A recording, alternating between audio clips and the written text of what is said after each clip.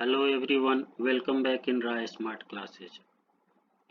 Today we will solve NCERT book exercise of class 9 science chapter 2 Is matter around us pure?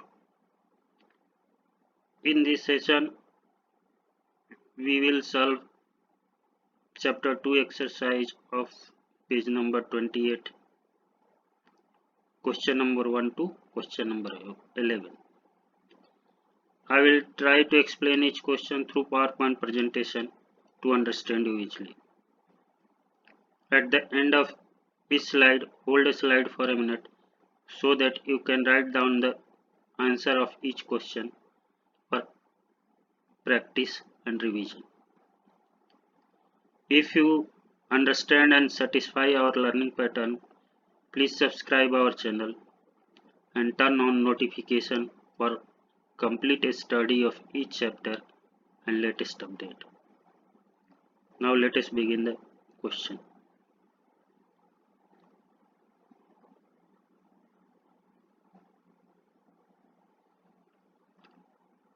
आज हम chapter 2 का exercise कर रहे हैं। इससे पहले का जो चैप्टर 2 में इंडेक्स एक्सरसाइज हैं हमने पिछले वीडियो में किए हुए हैं, आप हमारे चैनल से उसको देख सकते हैं। तो आज चैप्टर 2 एक्सरसाइज कर रहे हैं। क्वेश्चन नंबर 1 क्या करें? Which separation technique will you apply for the separation of the following? कौन सा सेपरेशन टेक्निक जो हमारे को अलग अलग क्वेश्चंस दिए हैं उसमें हम अप्लाई करेंगे जिससे कि सेपरेट हो जाए? क्या है? Question number 1, sodium chloride from its solution in water. Sodium chloride को वाटर के सॉल्यूशन से जो बना है उसको कैसे सेपरेट करेंगे? तो इवोपोरेशन से। इवोपोरेशन से क्या होगा? वाटर इवोपोरेट हो जाएगा और सोडियम क्रिस्टल जो क्लोराइड है वो सॉलिड के रूप में बच जाएगा, दैट इज सेपरेट आउट हो गया।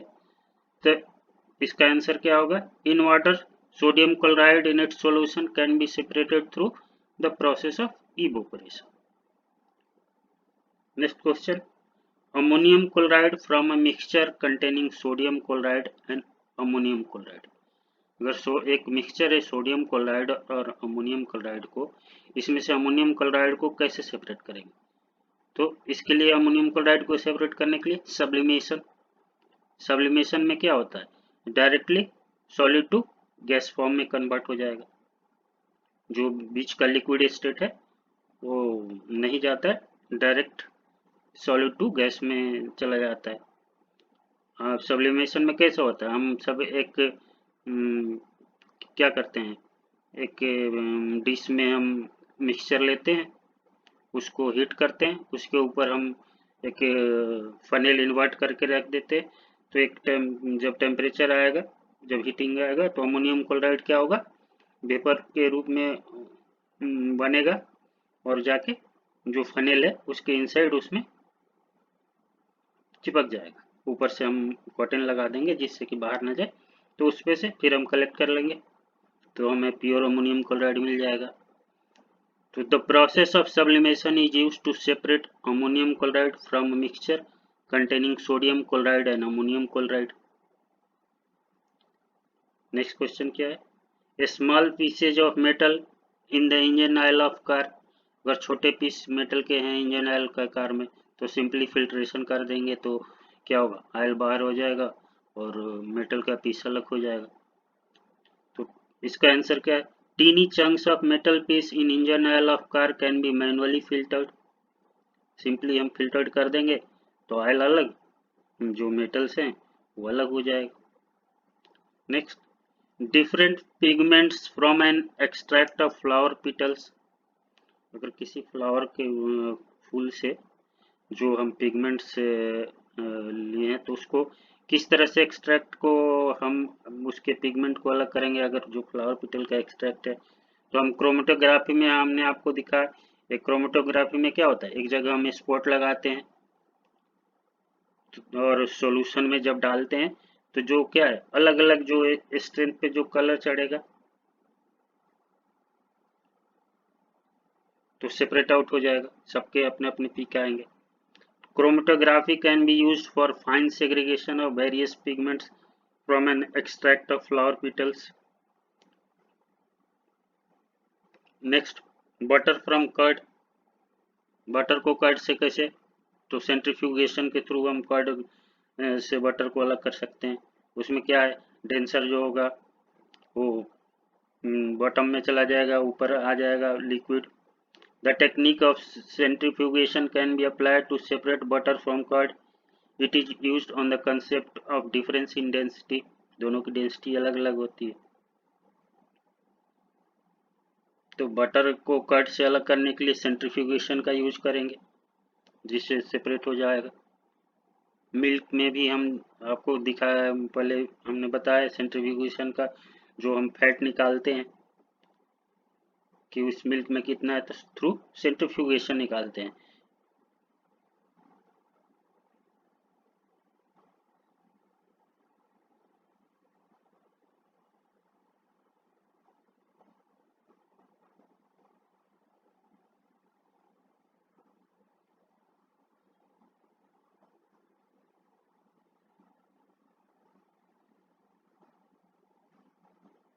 नेक्स्ट स्लाइड पे चलते हैं।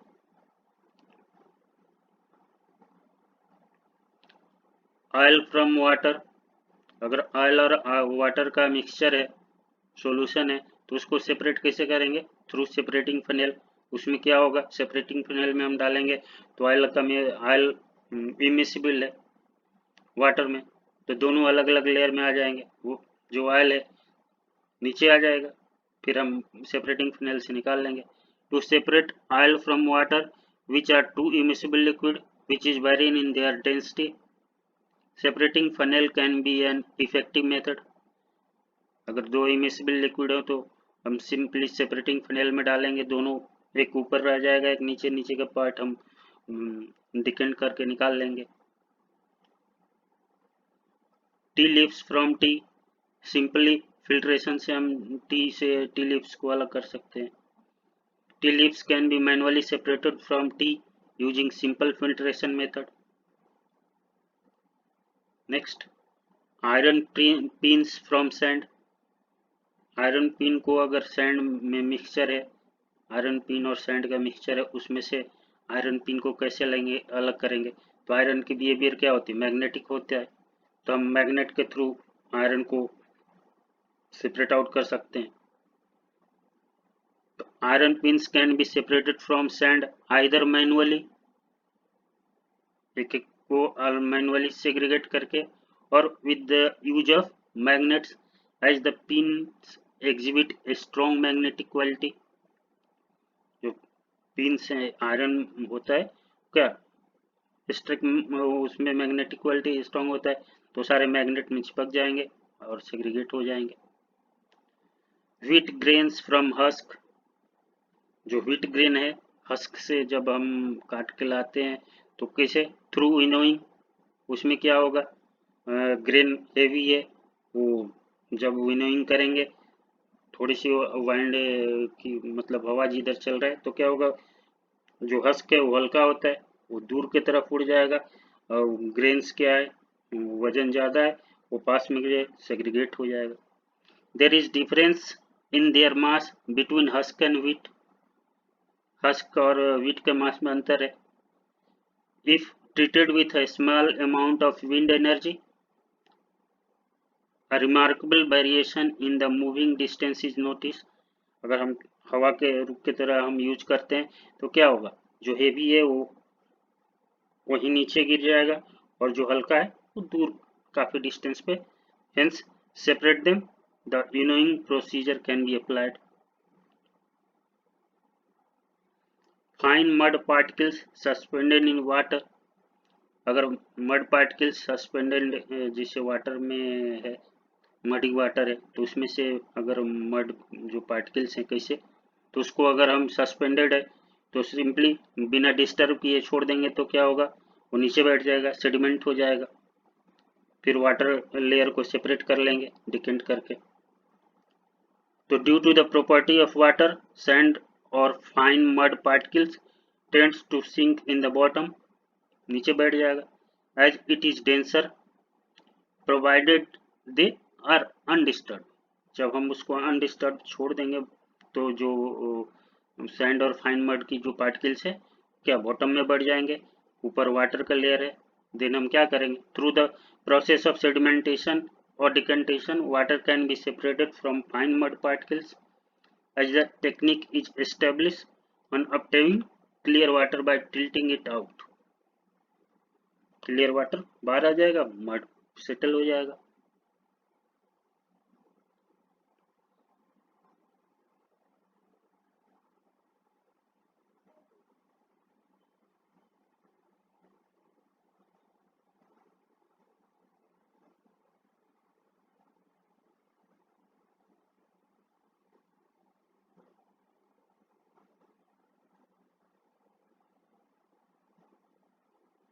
नेक्स्ट स्लाइड पे बढ़ते हैं।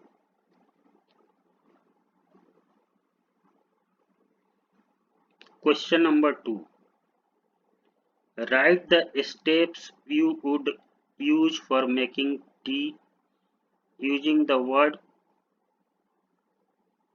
solution, solvent, solute, dissolve, soluble, insoluble, filtrate and residue।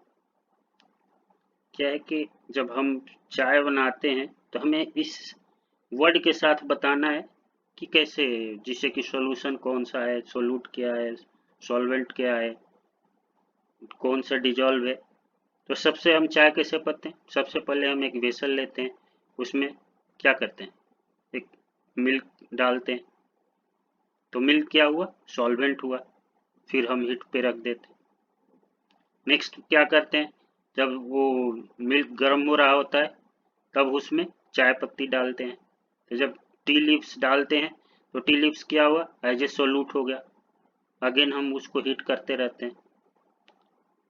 तो क्या है, जो solute T powder tea leaves है वो मिल्क में इनसॉल्युबल होता है, सिर्फ कलर छोड़ता है। फिर नेक्स्ट स्टेप में हम क्या करते हैं, सम शुगर ऐड करते हैं जो बॉइलिंग सॉल्यूशन है। तो शुगर भी क्या है, सोल्यूट है बट सॉल्युबल इन वाटर, मतलब सॉल्युबल इन सॉल्वेंट, मतलब कि जो मिल्क सॉल्यूशन है शुगर सॉल्युबल हो जाता है। फर्दर क्या करते हैं, continuous stirring cause to sugar completely dissolve in the tea solution hence reaching saturation। फिर जब चाय की रॉ स्मेल खत्म हो जाती है तो जो टी सॉल्यूशन बॉइल्ड मतलब एनफ हो जाता है, जब वो पक जाता है तो हम हीट ऑफ कर देते हैं और फिल्टर करते हैं।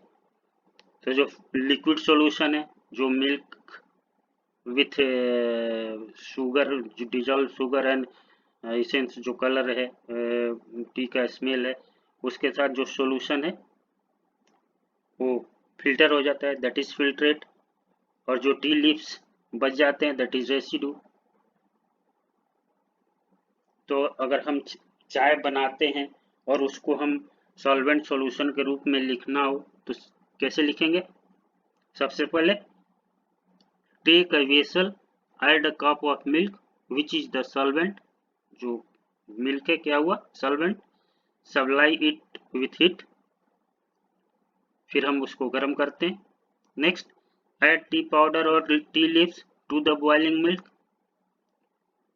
विच एक्ट्स एज ए सोल्यूट, मतलब टी पाउडर और टी लीव्स क्या हुआ, solute, continue to heat. Next step, the solute that is the tea powder remains insoluble in milk, T powder या टी लीव्स मिल्क में insoluble होते हैं, सिर्फ वो क्या अपना इसेंस छोड़ते हैं, कलर देते हैं। Which can be observe while it is still boiling, जब हम बॉयल करते हैं तो आपको टी लीव्स दिखता होगा। At this stage add some sugar to the boiling solution while stirring, हम जब वो बॉयल होता रहता है फिर क्या डालते हैं, कुछ शुगर डालते हैं जो बॉइलिंग सॉल्यूशन है, मिलाने तो शुगर इज क्या है, सॉल्युबल, जो शुगर क्या है, sugar is a solute but is soluble in the solvent.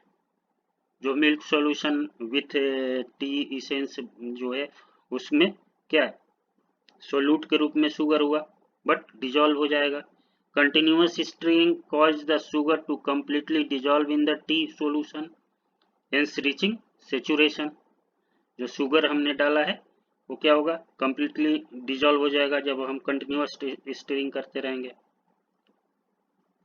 Finally once the raw smell of tea leaves is vanished, जब रॉ स्मेल टी की खत्म हो जाएगा तो क्या tea solution is boiled enough, मतलब कि टी जो सॉल्यूशन है काफी बॉइल्ड हो गया काफी। देन हीट ऑफ कर देंगे, turn the solution off the heat, filter और strain it to separate tea powder and tea solution.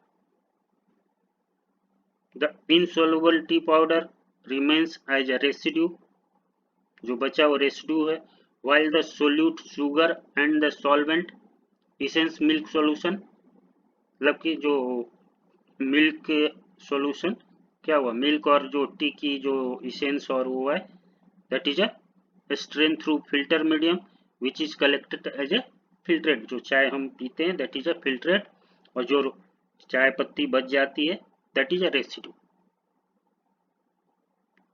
तो जो हम मेकिंग टी को हम डिफाइन कर सकते हैं, कौन सॉल्वेंट है, कौन सॉल्यूशन है, कैसे डिजॉल्व हुआ, किसको फिल्ट्रेट कहते हैं, रेसिड्यू कहते हैं।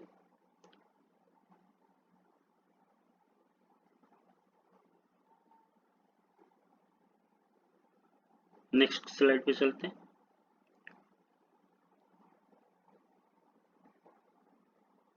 क्वेश्चन नंबर 3 क्या है, प्रज्ञा एक लड़की है, प्रज्ञा tested the solubility of 4 different substances at different temperatures and collected the data as given below। ये डाटा दिया हुआ है, प्रज्ञा ने डिफरेंट सब्सटेंस का सॉल्युबिलिटी चेक किया डिफरेंट टेम्परेचर पे। जो डेटा ये है, जैसे कि क्या पोटेशियम नाइट्रेट है, टेम्परेचर 283, 293, 313, 333, 335 पे, सब पे जो सॉल्युबिलिटी है उसका, यहाँ 283 पे कितना 21 ग्राम सॉल्युबल है, 293 पे 32, 313 पे 62 ग्राम है, 333 पे 106, 335 डिग्री के जो के 35 के है उस पे 167। तो दैट इज प्रज्ञा ने एक सॉल्युबिलिटी चेक किया, जिसे potassium nitrate, sodium chloride, potassium chloride, ammonium chloride का 100 ग्राम वाटर में, जिससे कि वो सेचुरेट हो जा रहा है। तो अलग अलग टेम्परेचर पे अब हमें उसमें से बताना है क्या, what mass of potassium nitrate would be needed to produce a saturated solution of potassium nitrate in 50 gram of water at 313 K, मतलब कि 313 केल्विन पे 50 ग्राम वाटर में कितना पोटेशियम नाइट्रेट की जरूरत पड़ेगी जिससे कि सैचुरेट सॉल्यूशन बन जाए। हमें प्रज्ञा ने क्या टेस्ट किया है, 313 केल्विन पे 62 ग्राम पोटेशियम नाइट्रेट की जरूरत है। अगर हमें दिया हुआ है कि 62 ग्राम पोटेशियम नाइट्रेट को की जरूरत है 313 डिग्री 313 केल्विन पे सॉल्यूशन के लिए, सैचुरेट सॉल्यूशन के लिए। तो 50 ग्राम पे कितनी जरूरत होगी 50 ग्राम वाटर में, तो क्या करेंगे 62 इंटू 50 अपॉन 100, मतलब कि 31 gram potassium nitrate required to produce a saturate solution in 50 gram water.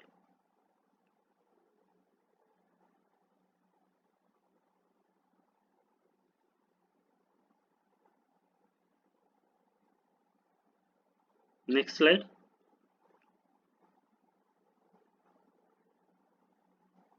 क्या है, प्रज्ञा makes a saturated solution of potassium chloride in at 353 K and leaves the solution to cool at room temperature.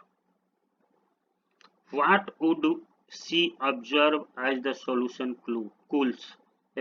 प्रज्ञा ने जो potassium chloride का water में solution बनाया 353 K पे और उस सॉल्यूशन को रूम टेम्परेचर पे कूल किया, तो प्रज्ञा क्या ऑब्जर्व की, जब सॉल्यूशन कूल होता है तो क्या होता है the solubility of potassium chloride in water is क्या होगा, डिक्रीज होगा, क्योंकि when saturated solution of potassium chloride loses heat at 350 के, जब वो 350 के से जब लूज करेगा, क्योंकि हमने क्या होगा 353 पे जो सॉल्यूशन है जितना डिजॉल्व हुआ है, जब उस से लूज करेगा, हीट कम होगा, तो जो सॉल्युबिलिटी है वो भी कम आएगी, मतलब कि पोटेशियम क्लोराइड कम लगेगा। तो consequently would observe crystal of potassium chloride which would have surpassed its solubility at low temperature। अब वो क्या होगा कि जब पोटेशियम क्लोराइड दिखने लगेगा जब लो टेम्परेचर होगा, तो क्योंकि वो कितने पे डिजॉल्व हो रहा है, 353 पे उतना डिजॉल्व हुआ है। जैसे कि अब पोटेशियम क्लोराइड यहाँ पे 353 पे कितना है 37 ग्राम यूज हुआ है। जब ये कम होगा तो क्या होगा, डिक्रीज होगा। अगर डिक्रीज होता है तो जो पोटेशियम क्लोराइड क्रिस्टल दिखेंगे सॉल्यूशन में, तो जो हम ऑब्जर्व करेंगे, क्या ऑब्जर्व करेंगे, the solubility of potassium chloride in water is decreased when a saturated solution of potassium chloride lose heat at 353 K. जब वो 353 के से पोटेशियम क्लोराइड जो सॉल्यूशन है, saturated solution potassium chloride lose करेगा, मतलब कि ठंडा होगा, तो सॉल्युबिलिटी जो है वो डिक्रीज करेगी। Consequently, Pragya would observe crystal of potassium chloride which would have surpassed its solubility at low temperature। अब उसको क्या होगा, फिर पोटेशियम क्लोराइड के क्रिस्टल उसमें दिखेंगे। Next, find the solubility of each salt at 293 K। Which salt has the highest solubility at this temperature?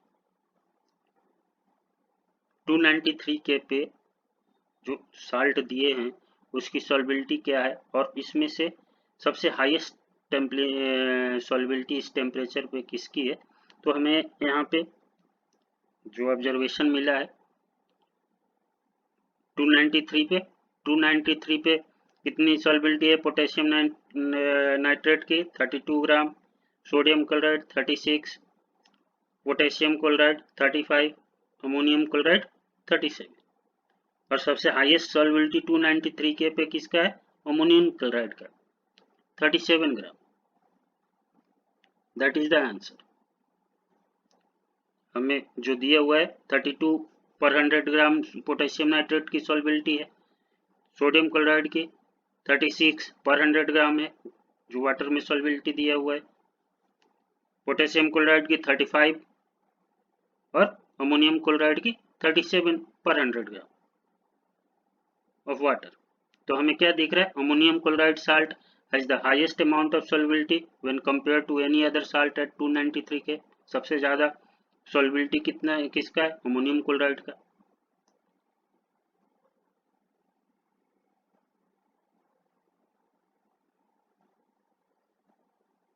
Next slide.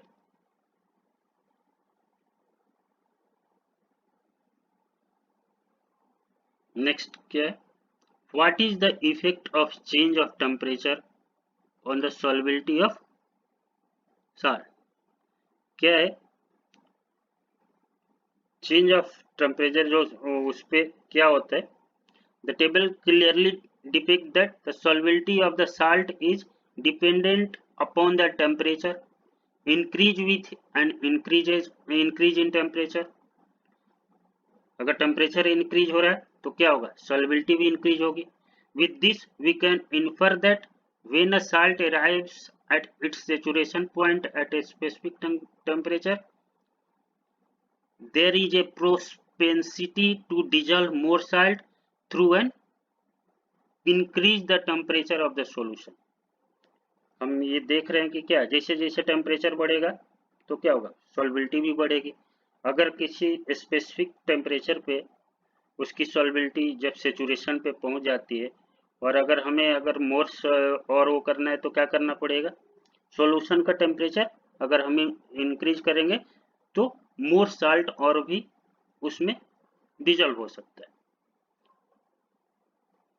तो the table clearly depicts that the solubility of the salt is dependent upon the temperature and increases with an increase in temperature.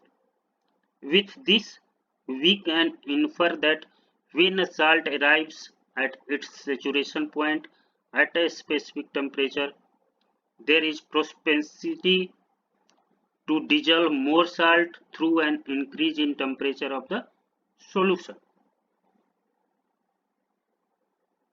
Next question. Explain the following giving examples. क्या है, saturated solution. Saturated solution वो होता है जिसमें no more solute और dissolved है, saturate हो गया। अब इससे ज्यादा अगर हम और डिजल्व करने की दैट स्पेसिफिक टेम्परेचर पे करेंगे तो डिजल्व नहीं होगा, वो अलग दिखेगा। A solution in which no more quantity of solute can be dissolved at a given temperature, that is maximum amount of solute which can be dissolved in it at a given temperature. As for example, excess carbon leaves off and bubbles from a carbonated water solution saturated with carbon. जो carbonated water solution है तो उसमें से क्या है, excess carbon leaves as a bubble आपको अलग होते दिखे। तो जब भी कोई सेचुरेट सॉल्यूशन है उसमें दैट स्पेसिफिक टेम्परेचर पे अब उससे ज्यादा सॉल्युबल वो सोल्यूट नहीं होगा, no more solute dissolve, maximum amount of solute dissolve at this given temperature. Pure substance किसको कहते हैं, जो किसी एक काइंड से बने। A substance is said to be pure when it comprises with only one kind of molecules, atoms or compounds without adulteration with an other substance or any divergence in the structural arrangement. Pure substance वो होता है जो किसी एक kind से, चाहे molecule से, atom से, कंपाउंड से, बिना कोई एडल्ट्रेशन के, बिना कोई उसके स्ट्रक्चरल अरेंजमेंट के डाइवर्ट हुए जो होता है, that is a pure substance. As for example sulphur, diamonds.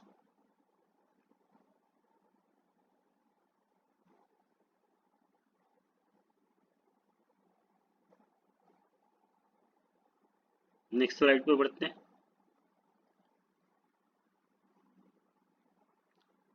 Colloid क्या होता है, तो कोलोइड सस्पेंशन और सॉल्यूशन का इंटरमीडिएट है। A colloid is an intermediate between solution and suspension. It has particles of various sizes that ranges between 2 to 1000 nanometer. Colloids can be distinguished from solution using the Tyndall effect. जो colloids होते हैं वो क्या Tyndall effect show करते हैं। Tyndall effect में क्या होता है, लाइट स्कैटर करता है colloidal solution में। Tyndall effect is defined as the scattering of light through a colloidal solution. As for example, milk, gelatin, that is a colloidal solution. Suspension क्या है, हेट्रोजीनियस मिक्सचर है जहां पार्टिकल इनसॉल्युबल होते हैं but medium में suspension के रूप में होते हैं। जैसे ही सेटल आप छोड़ देंगे अनडिस्टर्ब तो वो सेटल हो जाएंगे। It is a heterogeneous mixture that comprises of solute particles that are insoluble but are suspended in the medium. These particles that are suspended are not microscopic, बहुत छोटे नहीं होते, but visible to bare eyes or large enough, usually larger than micrometer, to undergo sedimentation. जैसे ही हम undisturbed छोड़ देंगे तो bottom में बैठ जाएंगे। As for example chalk water, muddy water, sand water. क्या होगा, सैंड नीचे बॉटम में बढ़ जाएगा, मड जो पार्टिकल्स है नीचे बढ़ जाएंगे और वाटर ऊपर हो जाएगा। That is a suspension.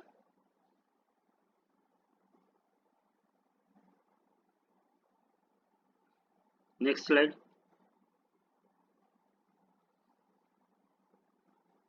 Question number 5, classify each of the following as a homogeneous और हेट्रोजीनियस मिक्सचर।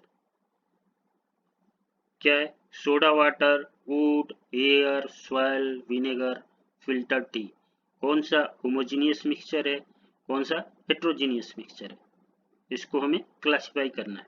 तो the following is the classification of the given substance into homogeneous and heterogeneous mixture. Homogeneous mixture क्या है, soda water, vinegar, filter tea, air, all are homogeneous. Heterogeneous क्या है, wood, soil, heterogeneous mixture है। Next question, how would you confirm that a colourless liquid given to use you is pure water. जो colourless, कैसे हम बताएंगे colourless जो liquid हमें दिया गया है वो प्योर वाटर है। तो क्या है, वाटर की बॉइलिंग पॉइंट 100 डिग्री सेंटीग्रेड होती है। अगर 100 कोई लिक्विड है, we can confirm if colorless liquid is pure by setting it to boil. If it boil at 100 degrees centigrade, it is said to be pure. But if there is a decrease or increase in boiling point, we infer that water has added impurity, hence not pure. जो pure water की boiling point कितनी होती है, 100 degree centigrade पे। तो अगर हमें जो कलरलेस लिक्विड मिल रहा है, अगर हम उसको बॉयल करते हैं और 100 डिग्री पे बॉयल करने लगता है, दैट मीन्स प्योर। और अगर पहले ही बॉयल करने लगे या 100 डिग्री के एबव बॉयल करने, मतलब कि उसमें इम्प्योरिटीज है, कुछ ना कुछ impurities, that is not pure.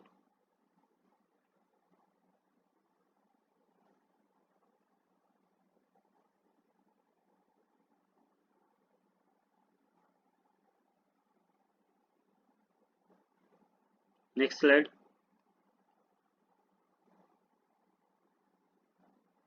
Question number 7, which of the following materials fall into the category of pure substances।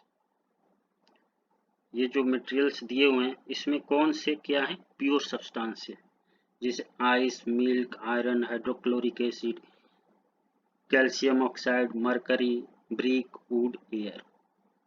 हमें इसमें से प्योर सब्सटेंस बताना है। तो following are the pure substances, क्या है, iron, hydrochloric acid, calcium oxide, mercury, ये सारे क्या है, प्योर सब्सटेंस है।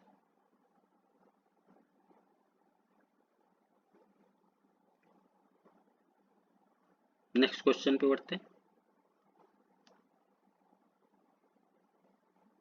Question number 8, identify the solution among the following mixture. हमें एक मिक्स दिया हुआ है, soil, sea water, air, coal, soda, इसमें सोडा वाटर, इसमें से इस मिक्सचर में कौन सा सॉल्यूशन है।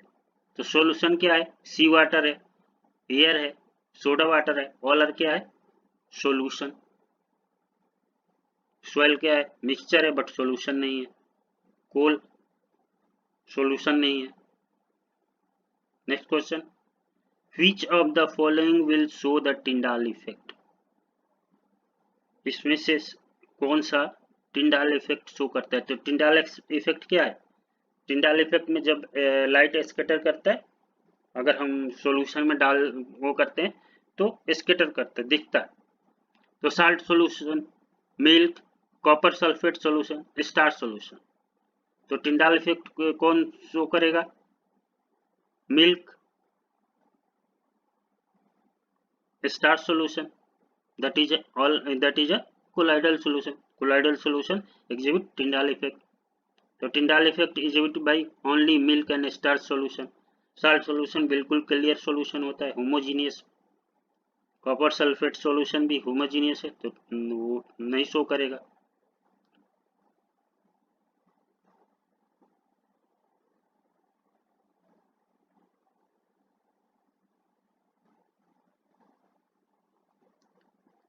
नेक्स्ट क्वेश्चन पे बढ़ते हैं।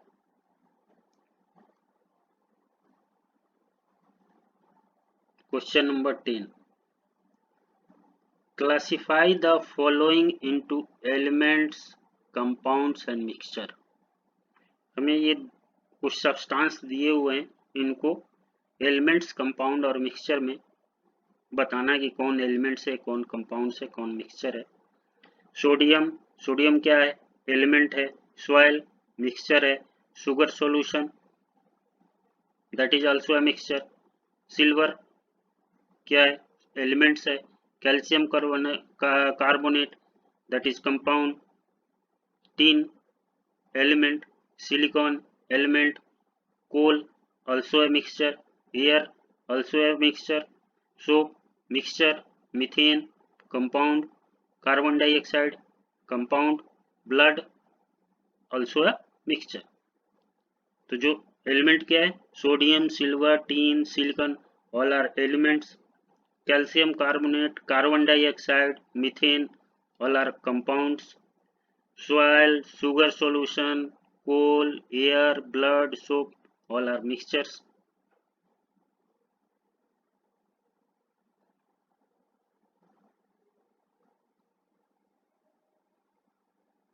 नेक्स्ट क्वेश्चन पे देखते हैं। क्वेश्चन नंबर 11 क्या कर रहे हैं? Which of the following are chemical changes. हमें ये दिए हुए हैं, इसमें बताना है कौन सा केमिकल चेंज। तो केमिकल चेंज में क्या होता है? केमिकल चेंज में, केमिकल जब चेंज होता है तो जो जिससे बना है टोटली डिफरेंट होता है, उसकी प्रॉपर्टीज चेंज हो जाती है। तो जैसे growth of plant, growth of plant है केमिकल चेंज, क्योंकि जब प्लांट का ग्रोथ होगा तो प्रॉपर्टीज भी बदलती जाएगी। रस्टिंग ऑफ आयरन, आयरन का रस्ट लगना भी केमिकल चेंज है। Mixing of iron filings and sand, that is not a chemical change, क्योंकि यहाँ पे आयरन की फिलिंग और सैंड की मिक्सचर से कोई नया चीज नहीं बन रहा, हम उसको सेग्रीगेट फिजिकली, केमिकल चेंज को फिजिकली तरीके से हम उसको रिवर्स बैक नहीं कर सकते, मोस्टली नॉन रिवर्सिबल होता है। Cooking of food also a chemical change. Digestion of food also a chemical change. Freezing of water not a chemical change, water को फ्रीज करना कोई केमिकल चेंज नहीं हो रहा है। Burning of candle, that is a chemical change. तो क्या है केमिकल चेंजेस कौन से? Growth of plant, rusting of iron, cooking of food, digestion of food and burning of candle. इनको हम फिर से रिवर्स बैक नहीं कर सकते। जैसे कि प्लांट का ग्रोथ बड़ा होता जाता है, कोई भी आदमी छोटा, तो उसको हम रिवर्स नहीं कर, आयरन जब रस्ट लग गया तो उसको हम खत्म नहीं कर सकते। फूड जब एक बार बन गया तो रिवर्स रॉ फूड नहीं हो जाए, तो that is a chemical. Chemical change में क्या होता है? जिससे बनता है उससे कंप्लीटली जो बनता है न्यू प्रोडक्ट बनता है, डिफरेंट होता है, उसकी प्रॉपर्टीज भी डिफरेंट होती है। तो आज चैप्टर 2 का एक्सरसाइज समाप्त होता है एनसीईआरटी बुक की, और हम उम्मीद करते हैं कि आप समझे होंगे। आप इसको जितनी बार रिवीजन करेंगे और अच्छी तरीके से समझेंगे, और नेक्स्ट सेशन में हम एनसीईआरटी एग्जाम्पलर चैप्टर 2 का करेंगे। और आज यही समाप्त करते हैं। Thank you.